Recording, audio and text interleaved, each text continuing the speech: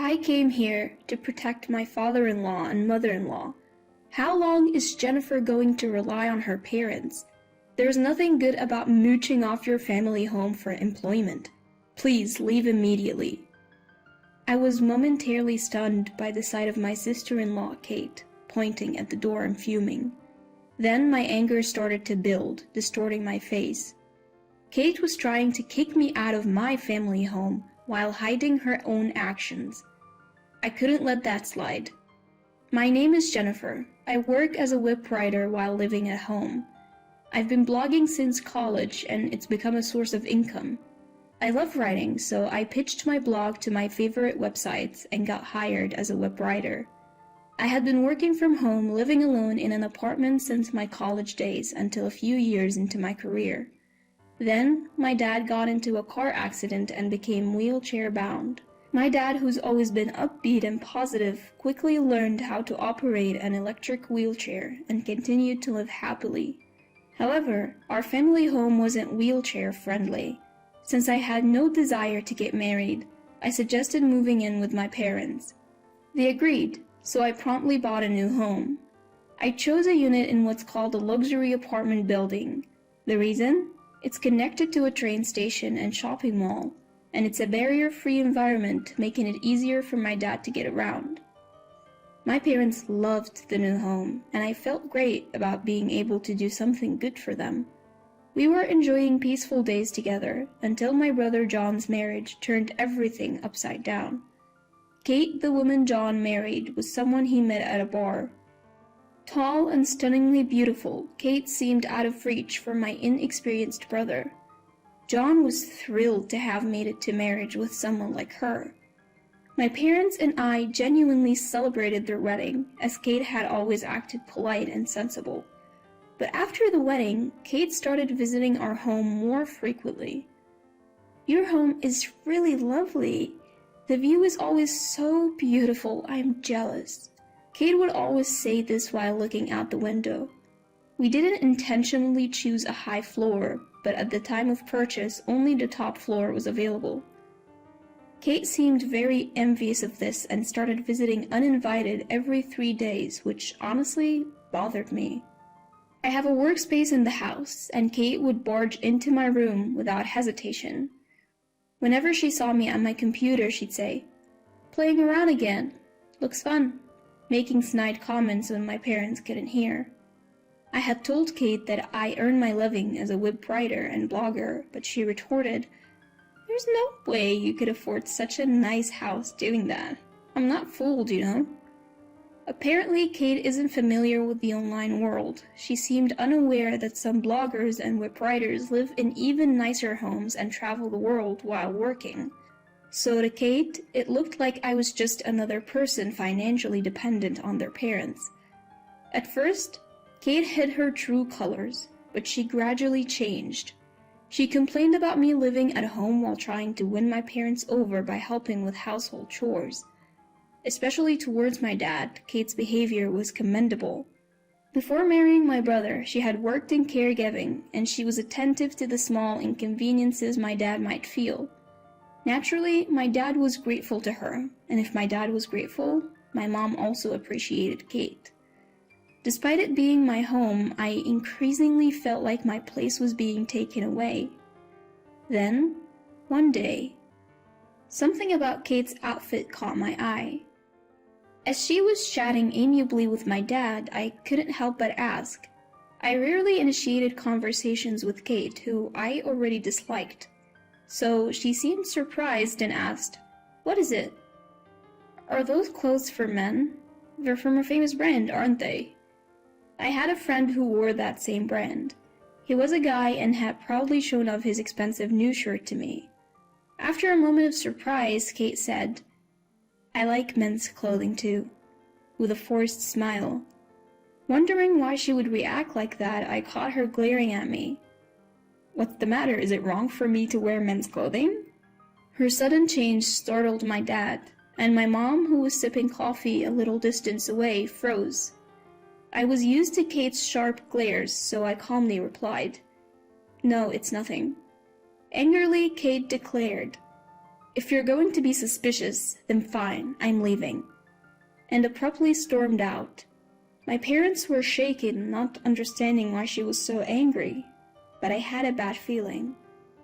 A few days later, I was relaxing in the living room, playing a game on TV after barely meeting a work deadline. I felt someone's gaze and turned around in surprise. There stood Kate, her face livid. In our home, I am the one who answers the intercom. My old-fashioned parents aren't comfortable with the camera-equipped intercom, so they call for my help whenever it rings while I'm home. So there is no way I wouldn't notice if the intercom rang. Our apartment has an auto-lock system, and you have to unlock 2 doors to get in.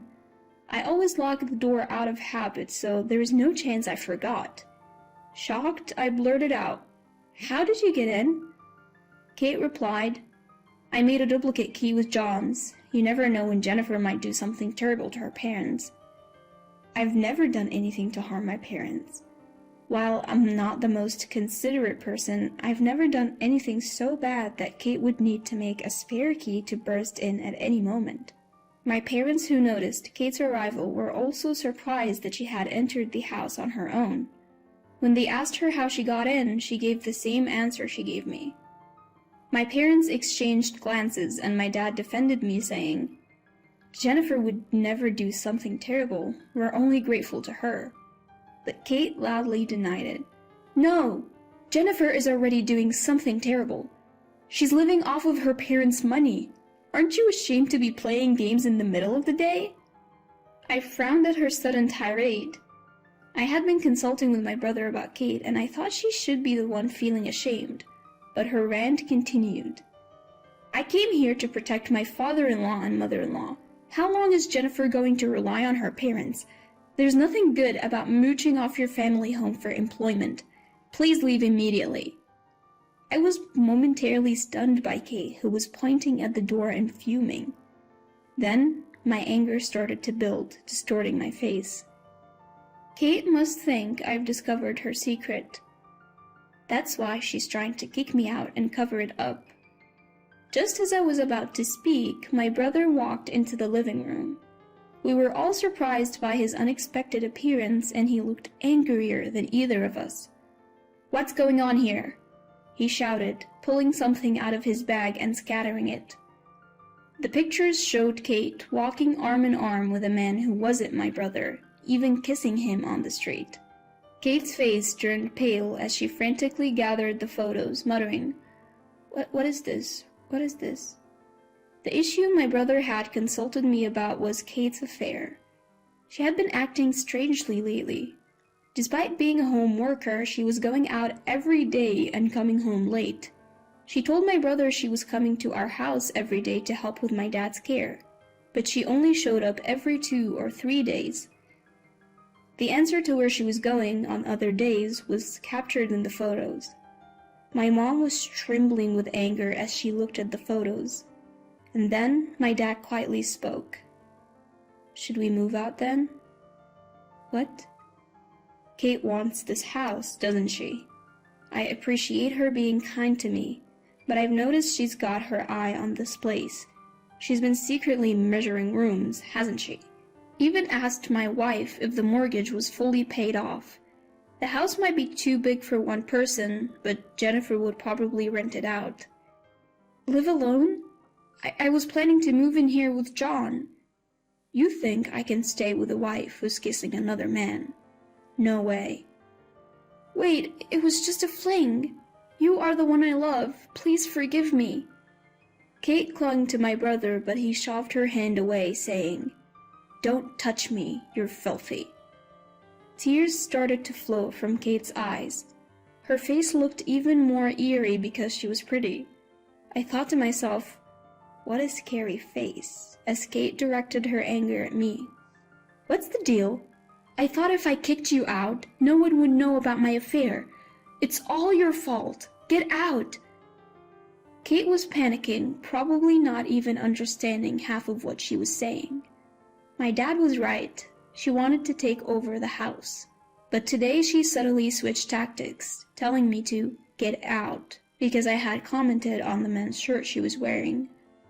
Turns out she got that shirt from her affair partner after spilling pasta sauce on her clothes during a date. I couldn't understand why she'd wear such a shirt to her in-laws' house, but that's why she was trying to kick me out. My brother announced he would never forgive Kate and would divorce her, demanding compensation. Starting today, I am living here. The one who needs to leave is Kate. John had decided to move back into our family home, saying he couldn't live with Kate after being cheated on. My parents didn't object to him coming back. Kate kept apologizing to John as she cried, but he mercilessly kicked her out. He then apologized to me and our parents. We all comforted him as he cried, ashamed for marrying such a woman. Kate seemed to have moved back to the house she shared with my brother, but he planned to terminate the lease that month. He met with Kate to retrieve the spare keys to our house, and told her never to come back. Kate ended up having to pay a large sum in compensation. She sought help from her wealthy affair partner, but my brother had also demanded compensation from him. It seemed their relationship was indeed just a fling, and the affair partner was furious at being dragged into this. He refused to help Kate. She had almost depleted her pre-marriage savings on dates with her affair partner and lost all her savings paying the compensation. Now she's working a physically demanding job that comes with a dormitory. My brother told me she's so busy she barely has time to sleep, but as far as I'm concerned, it's just retribution for hurting my brother. John moved into our family home and was going through a rough patch for a while, but it seems like a guardian angel of a woman reached out to him.